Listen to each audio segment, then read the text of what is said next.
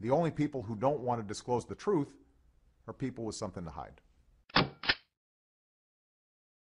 Enough! Enough! That is the subject of this evening's Talking Points memo.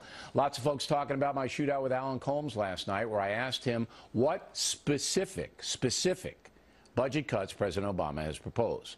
Colmes hemmed and hawed, saying the president's promising to cut Medicare or something. But the truth is, Mr. Obama has not put forth any specific federal spending cuts. It's all a bunch of general nonsense, and so Colmes and I got into it. Even though I'm sorry I said Alan was lying, I should not have used that word. I'm glad the exposition occurred. We, the people, need to wake up. The President of the United States is not looking out for the country right now. He's hell-bent on destroying the Republican Party, and he does not seem to care if the nation collapses as a result. All you need to know is this. When Mr. Obama took office in 2009, the federal debt was $10.5 trillion. By the end of this year, the debt will be $17 trillion. By the end of the president's term, it could be $20 trillion. The feds print money at a record rate. That means the dollars we already have are being devalued as the market's flooded with currency artificially, trying to prop up the American economy. This is economic madness. And that's the reason I raised my voice last night, to get everybody's attention. I think I succeeded.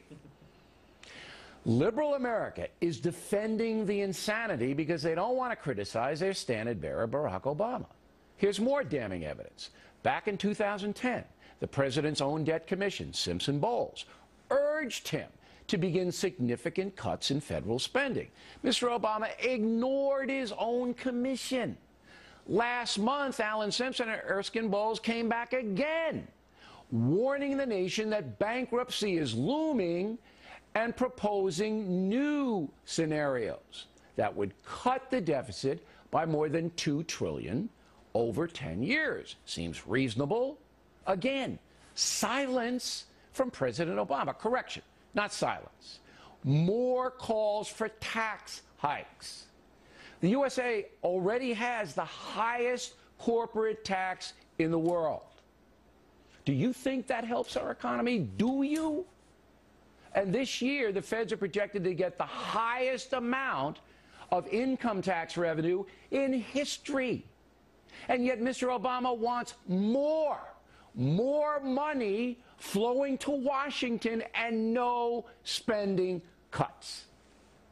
Again, Colmes and his crew continue to defend that. And yet there's another problem.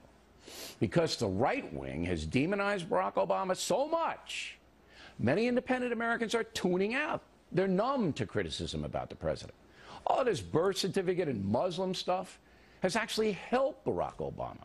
Because now, when there's a legitimate criticism that he's mismanaging the U.S. economy big time, many people don't even pay attention. They don't even listen. But this spending issue is vital for all of us. And that's why I'm raising my voice. Pay attention. They are not near Baghdad. Don't believe them.